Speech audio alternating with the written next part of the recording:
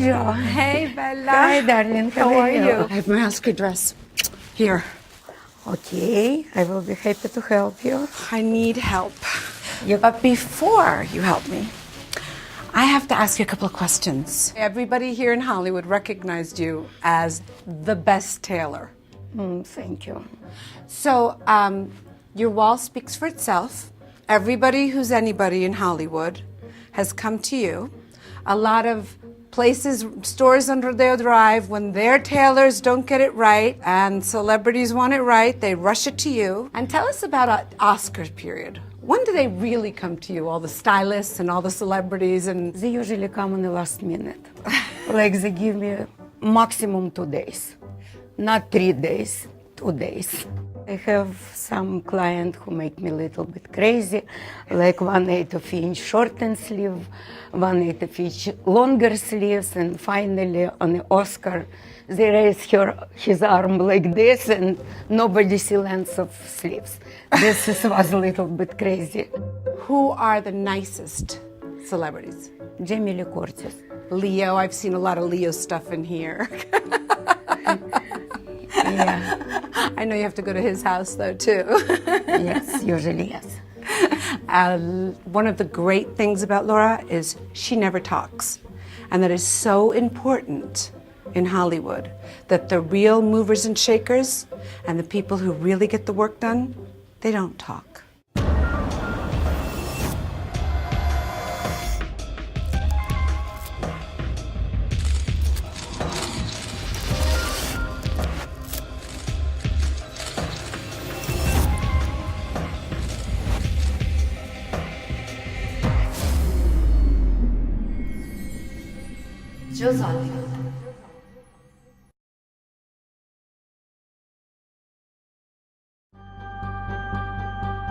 In Hollywood, appearance is as important as being, and fashion has an essential role. A director aims at seducing the audience right from his very first film.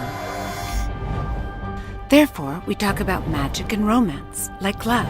And what makes the first black and white movies magical and romantic, if not the emotions expressed by the mimicry of the stars in silent movies and the clothes they wore, and the magic of these actors, from Mary Pickford to Pauline Frederick, to Gloria Swanson and Rudolph Valentino. But in the 40s, the golden years of cinema in Hollywood, the audience was insatiable. With the Second World War, costume designers experienced very hard times. However, those were years where women like Edith Head reached her success because of her creativity. During these difficult times, Edith rummaged through the shelves of the studio warehouses, managing to create exceptional garments, not only for stage costumes, but also for the outfits of the stars. Her fame began to capture Hollywood sets. Between 1950 and 1955, she won 6 Oscars with films like The Heiress, All About Eve, Roman Holiday, and Sabrina. She started at Paramount in 1924 and she left in 1967. In 1967, she went to Universal, where she ended her career in 1981 when she died. We have 3,500 vintage pieces in our collection that go back to 1914. Do you have the largest Edith Head collection, would you say? Probably, I would say yes. We have the largest Edith Head collection.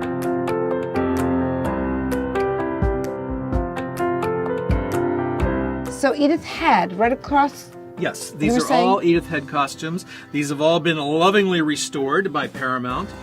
We have Ginger Rogers, we have Elizabeth Ashley, we have Maureen O'Sullivan, Rhonda Fleming, Joan Fontaine, and this is Hedy Lamarr. And then we have from Star Trek, we have George Takei, which is a wonderful jacket. I love the tailoring on this jacket. I think is fantastic. Mm-hmm. And this is Beverly Garland. This is another Edith Head creation, but I love these silver bugle beads that are on this, the applique on there. I think is quite nice. Beautiful. Then we have Christopher Lloyd from Addams Family Values, who played Uncle Fester. And then we have something very funny, which is Whoopi Goldberg from Ghost. Now, this is Whoopi's going to the bank outfit with the hat and it all where it's so funny on film. She's so incredible in the movie. It's funny in real life, too. Yes.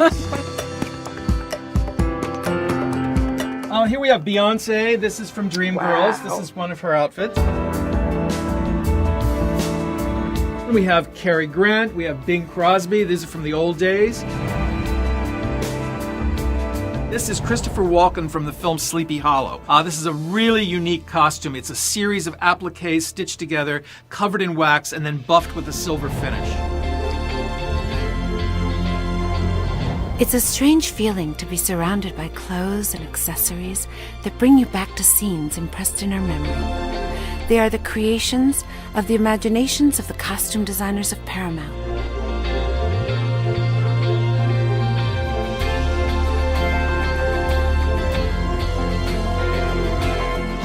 You're coming into the jewelry room. This is the jewelry collection. And that is Jackie back there. Jackie, you have my second best job. Here's my first. You have my second favorite job in all of Hollywood.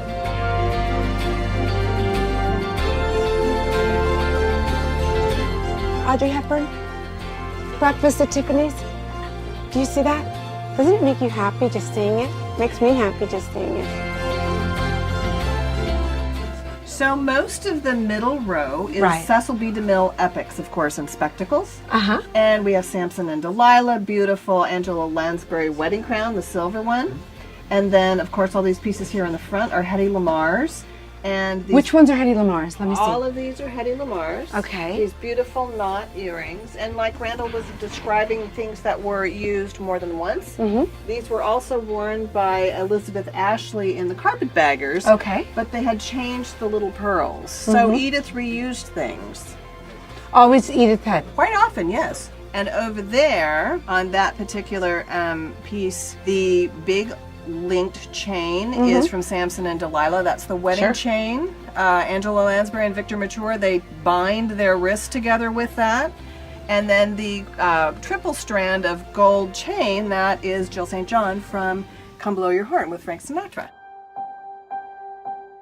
And let's not forget the glamorous crowns, necklaces, bracelets that have illuminated films and all the beautiful accessories of historical Hollywood movies.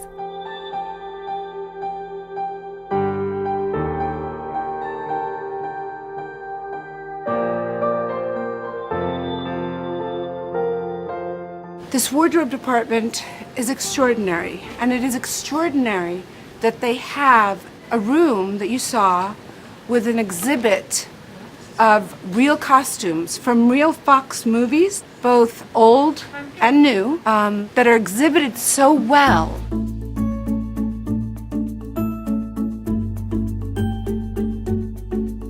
These are fat costumes. When an actor, an actress has to play like they've gained a lot of weight.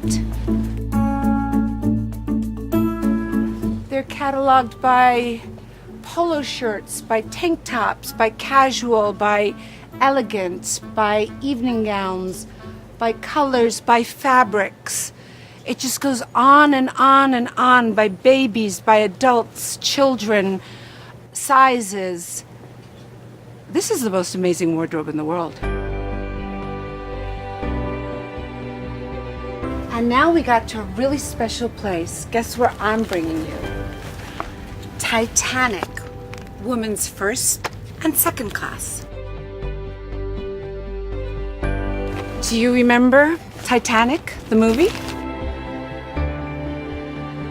These are some of the costumes, the real costumes.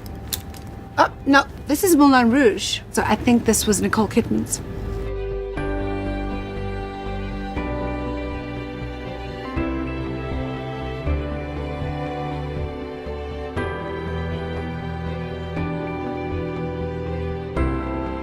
Every single great movie of the studio, in this case Titanic, has been specifically Titanic woman aprons, Titanic woman blouses, the men's shirts. This is what dreams are made of. When I first walked into here, I have to say, I got the goosebumps.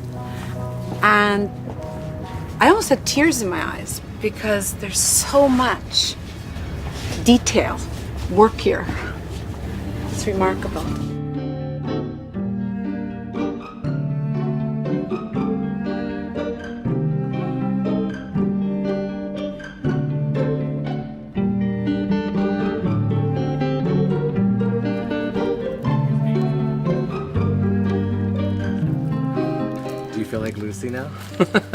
Was this from Night at the Museum or Cleopatra?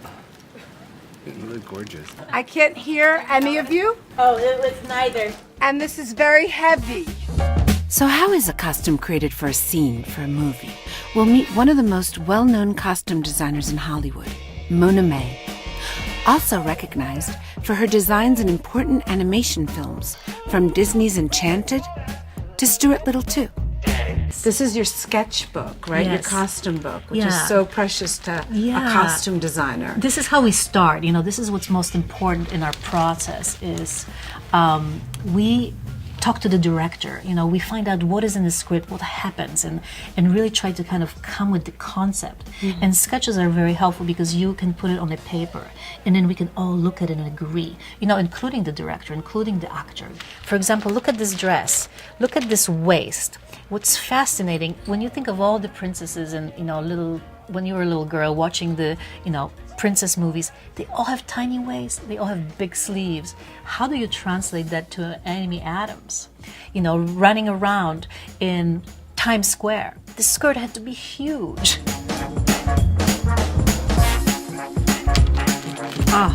I think this is one of my favorite costumes I designed. This was the Susan Sarandon.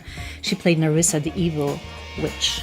And what was so fantastic about this, she played a character that was in 3 mediums. So 2D animation, live action, so she had to walk the streets of New York City, and then she became a CGI dragon. So the costume that I designed had to go from, a flat costume that was, just drawn, to a full-on walking on 42nd Street with all the textures, and then it became the dragon. So the purple, the cape became the wings, her crown became the thorns.